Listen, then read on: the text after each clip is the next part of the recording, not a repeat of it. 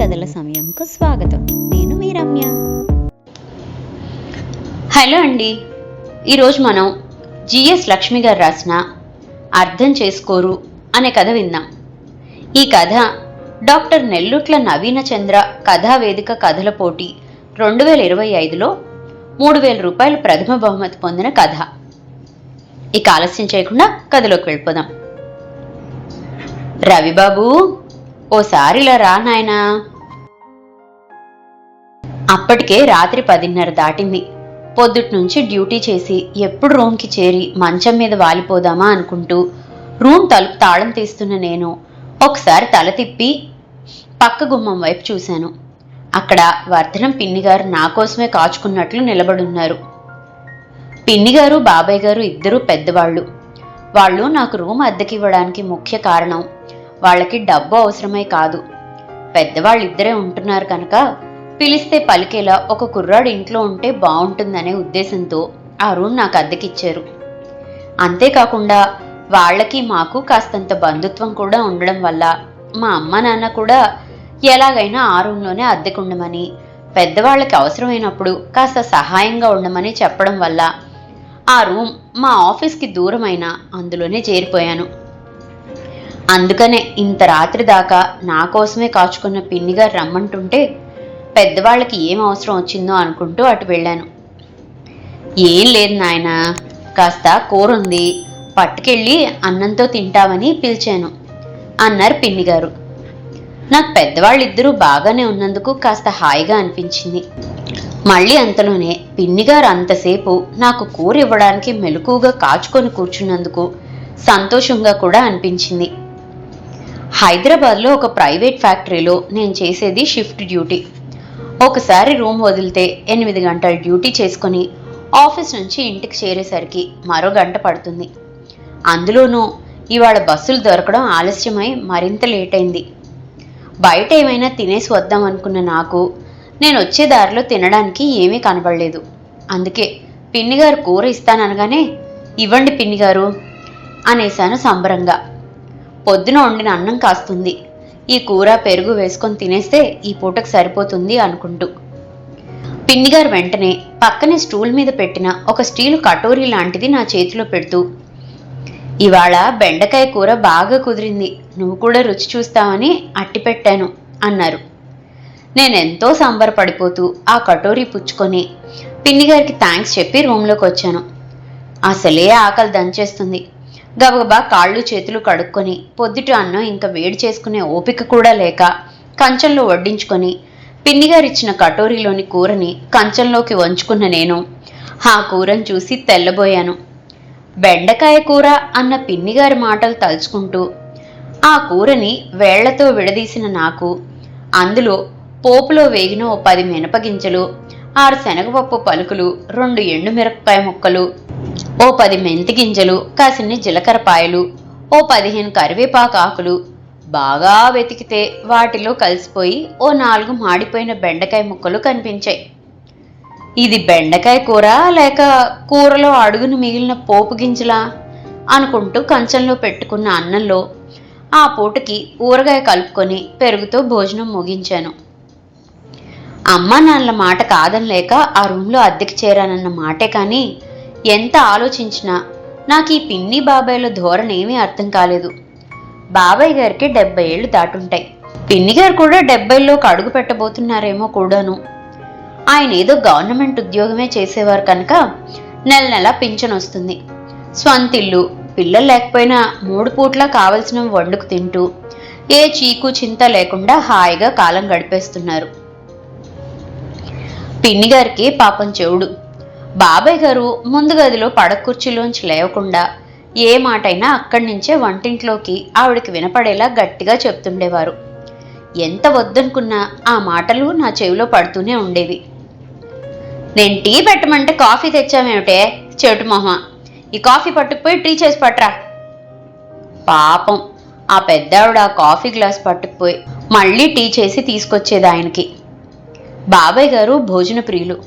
ఆయన నాలుక రుచులకు మటుకు ఎక్కడా తగ్గలేదు. భోజనాల్లో రోజు పప్పు, కూర, పులుసుతో పాటు రోటి పచ్చడి కూడా ఉండాల్సిందే. ప్రతిరోజు మధ్యాహ్నం ఏదో టిఫిన్ ఉండాల్సిందే. మళ్ళీ దానికి ఎన్నెన్ని వంకలో. బజ్జీలు చేయమంటే పకోడీలు వేసావేంటే? వినపడకపోతే ఇంకోసారి అడగొచ్చుగా. పో, ఇవి పట్టుకుపోయి అరటికాయ బజ్జీలు వేసి తీసుకురా. పాపం పిన్నిగారు విసుక్కుంటూ గొణుక్కుంటూ బజ్జీలు వేసి తీసుకొచ్చేదాకా అలా సాధిస్తూనే ఉండేవారు. చింతకాయలు వచ్చాయి, పచ్చడి పెడతావేంటే? పండు మిరపకాయలు కనపడ్డాయే బజార్లో, తెస్తాను, కొరివి కారం చెయ్యి. ఉసిరికాయల సీజన్ వచ్చిందే, ఓ 2 కిలోలు తెస్తాను, కాస్త తొక్కి ఉప్పు పసుపు వేసి పెట్టు, కావలసినప్పుడు కొత్తిమీర వేసి నూరుకోవచ్చు అంటూ ఆయన ఇలా ఏ సీజన్లో దొరికే వాటి రుచి ఆ సీజన్లో చూసి తీరాల్సిందే. ఇంకా ఊరగాయల సీజన్ వచ్చిందంటే వాళ్ళ ఇంట్లో ఓ పండుగ వాతావరణమే వచ్చేసేది. మామిడికాయ రావడం మొదలు అవి ఎప్పటికీ టెంకె కడతాయో చూసేదాకా బాబాయ్ గారు మార్కెట్కి వెళ్ళొస్తూనే ఉండేవారు. దానికి కావలసిన వరంగల్ మిరపకాయలు, మాడుగుల ఆవాలు, నూపప్పు నూనె అన్నీ శ్రేష్టమైనవి తెచ్చేవారు. అలా బజారు వెడుతున్నప్పుడల్లా పెద్దాయన నన్ను సాయంగా తీసుకెళ్తుండేవారు. ఇన్ని తెచ్చి ఇంట్లో పడేసి ఆవిడ చేసినవి తినొచ్చు కదా. అబ్బే, ఎప్పుడు చూసినా ముందు గదిలో పడక కుర్చీలోంచి కదలకుండా, చెవిటి మొహ, నేను ఉప్మా చేయమంటే నువ్వు అట్లేసుకొచ్చావేంటే? వెళ్ళి దీన్ని పొయ్యిలో పడేసి ఉప్మా చేసి తీసుకురా అంటూ ఆవిడ చేసి తెచ్చింది తినకుండా పట్టుకుపోయి మళ్ళీ ఇంకొకటి చేసుకురమ్మనడం ఎందుకో నాకు నచ్చేది కాదు. పాపం పిన్నిగారు కూడా పెద్దావిడైపోయారు కదా. విసుక్కుంటూ గొణుక్కుంటూ బాబాయ్ గారిని తిట్టుకుంటూ అన్నిసార్లు ముందు గదిలోంచి వంటింట్లోకి, అక్కడి నుంచి ఆయన చెప్పినవి చేసుకొని మళ్ళీ ముందు గదిలోకి కాళ్ళు నొప్పులు పెడుతున్నా అలా తిరుగుతూనే ఉండేవారు. నాకైతే బాబాయ్ గారిని చూసే పీకల దాకా కోపం వచ్చేసేది. అలా చేసి పెడుతున్న కొద్దీ ఇలా ఆయన పురమాయింపులు కూడా ఎక్కువైపోతుండేవి. గట్టిగా ఏమైనా అనాలంటే పెద్దవారనే గౌరవం నన్ను మాట్లాడనిచ్చేది కాదు. ఆ రోజు కూడా బాబాయ్ గారు బజార్ వెళ్తూ నన్ను సాయంగా రమ్మన్నారు. ఎప్పట్లాగే పక్కనే నడుస్తున్నాను. ఈ సీజన్లో వాక్కాయలు బాగుంటాయోయ్, 1 కిలో కొనుక్కుపోతే పప్పులోకి పచ్చట్లోకి కూడా బ్రహ్మాండంగా ఉంటాయి. బాబాయ్ గారు వాక్కాయలు అనగానే నాకొక్కసారి పిన్నిగారు గుర్తుకొచ్చారు. పాపం నడుం వంగిపోయిన ఆ పెద్దావిడ ఈ వాక్కాయల్లో గింజలు తీయడానికి పడే శ్రమ తలుచుకుంటే నాకు కడుపులోంచి బాధ వచ్చేసింది. పిన్నిగారు చెయ్యలేరేమోనండి అన్నాను నెమ్మదిగానే బాబాయ్ గారితో. బ్రహ్మాండంగా చేస్తుందోయ్ అంటూ ఆ బండి వైపు నడవబోతున్న బాబాయ్ గారిని ఎలాగైనా ఆ వాక్కాయలు కొనడం ఆపించాలనుకున్నాను. అది కాదు బాబాయ్ గారు, మీరు పెద్దవారైపోయారు కదా, ఈ పచ్చళ్ళు అవి ఎక్కువగా తింటుంటే బీపీ వచ్చే అవకాశం ఉంది. ఈ వయసులో ఉప్పు కారాలు తగ్గించుకుంటే మంచిదండి. నా మాటలకి బళ్ళున నవ్వేశారు బాబాయ్ గారు. నాది రాయి లాంటి శరీరమోయ్, నాకు అలాంటివి ఏవి రావు, ఆ భయమేమీ లేదు. పద ఆ వాక్యాలు ఎలా ఇస్తున్నాడో చూద్దాం. మరింకా ఊరుకోలేకపోయాను. అది కాదు బాబాయ్ గారు, ఇలా మీరు బజార్లో కనపడ్డవన్నీ కొని తెచ్చి వండమంటే పాపం పిన్నిగారు ఎలా చేయగలరండి? ఇది వండు అది వద్దు అంటూ మీరు ఆవిడ్ని అన్ని మాటలు అంటుంటే వినేవాళ్ళ దృష్టిలో మీరెంత చులకనైపోతారండి. ఆవిడ కూడా పెద్దవారైపోయారు, ఆవిడ గురించి కూడా కాస్త ఆలోచించాలి కదండి. కాస్త ధైర్యం కూడా తీసుకొని నెమ్మదిగా అన్నాను. బాబాయ్ గారు ఒక్కసారిగా అక్కడే నిలబడిపోయారు. సూటిగా నా మొహంలోకి చూశారు. పెద్దయినని ఏమైనా అనకూడని మాట అన్నానేమోనని కాస్త తలదించుకున్నాను. బాబాయ్ గారు నెమ్మదిగా నా చెయ్యి పట్టుకొని పక్కనే ఉన్న గట్టు వైపు నడిపించారు. అక్కడ కూర్చొని నెమ్మదిగా చెప్పడం మొదలెట్టారు. చూడు రవి, మా పెళ్ళై ఇప్పటికీ 50 ఏళ్లు దాటాయి. మీ పిన్ని గురించి నాకన్నా ఎక్కువ ఎవరికీ తెలిసుండదు కదా. అందుకే ఇవాళ నేను మీ పిన్ని గురించి నీకో విషయం చెప్తాను, నీ మనసులో ఉంచుకుంటావు కదూ. నేను ఉత్సుకతతో కాస్త ముందుకు వంగాను. మీకందరికీ పైకి కనిపించేది ఆవిడ చెవిటి మనిషి అని మాత్రమే, కానీ ఆవిడ అసలు స్వభావం నాకు తెలుసు. ఆవిడ ఒట్టి పొదుపరే కాదు, మహా పిసినారి. డబ్బు ఖర్చు పెట్టడంలోనే కాదు, ఏదైనా వస్తువును వాడడంలో కూడా ఆవిడది అదే స్వభావం. ఎంగిల్ చేత్తో కాకికి వెదల్చకపోవడమే కాదు, డబ్బులు ఖర్చయిపోతాయని తన కడుపుకు కూడా తినదు. వంట చేసిందంటే అనవసరంగా ఎందుకు అనుకుంటూ నాకొక్కడికి సరిపడా కూర మాత్రమే వండుతుంది. తనకి కాఫీ ఇష్టం, కానీ కాఫీ పొడి పాలు ఖర్చయిపోతాయని కలుపుకోదు.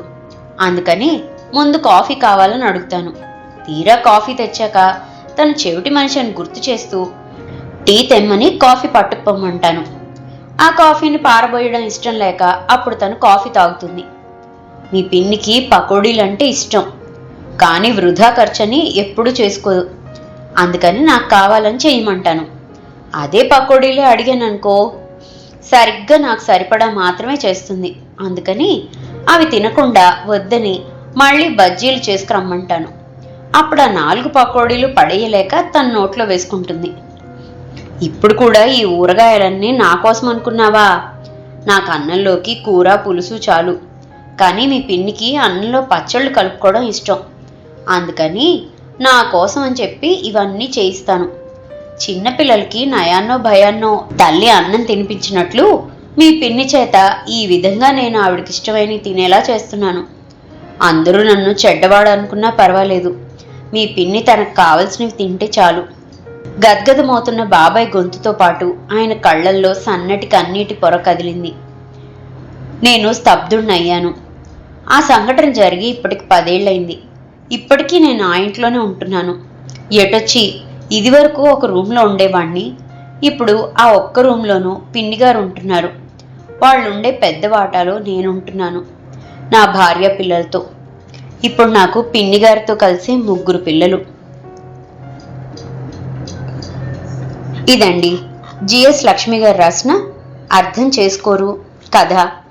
ఈ కథ కనుక మీకు నచ్చినట్లయితే కింద కనిపిస్తున్న హైప్ ఆప్షన్ని క్లిక్ చేసి ఈ వీడియో మరింత మందికి చేరువయ్యేలా నన్ను ప్రోత్సహిస్తారని ఆశిస్తున్నాను. మరో మంచి కథతో మళ్ళీ కలుసుకుందాం. అంతవరకు సెలవు. ఈ కథ కనుక మీకు నచ్చినట్లయితే లైక్ చేయండి, షేర్ చేయండి. అండ్ మరిన్ని ఇంట్రెస్టింగ్ కథల కోసం ప్లీజ్ సబ్స్క్రైబ్ టు మీ కథల సమయం. Thank you.